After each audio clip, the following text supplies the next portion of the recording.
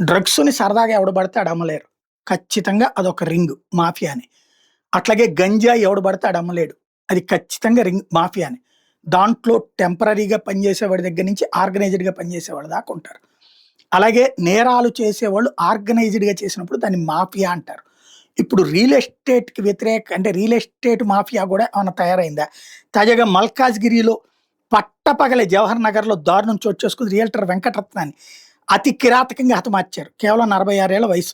Scooty మీద వెళ్తున్న తనని వెంబడించి మరి హత్య చేశారు. నడి రోడ్డు మీద కత్తులతో పొడిచి తుపాకీతో కాల్చి చంపారు. సాకేత్ కాలనీ పోస్టర్ బిల్లా బ్యాంక్ స్కూల్ దగ్గర ఈ సంఘటన చోటు చేసుకుంది.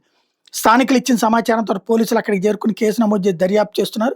ఈ రియల్టర్ అయినటువంటి వెంకటరత్నం మీద ధూల్పేటలో రౌడీ షీట్ కూడా ఉందట. గతంలో జంట హత్యల కేసులో నిందితుడట. ప్రత్యర్థులే చంపి ఉంటారా అన్నటువంటి అనుమానం ఉంది. అలాగే ఈ రియల్ ఎస్టేట్‌కి సంబంధించినటువంటిదా అన్నటువంటి అనుమానం ఉంది. అన్ని కోణాల్లో దర్యాప్తు చేస్తున్నామని చెప్పి పోలీసులు చెప్తా ఉన్నారు.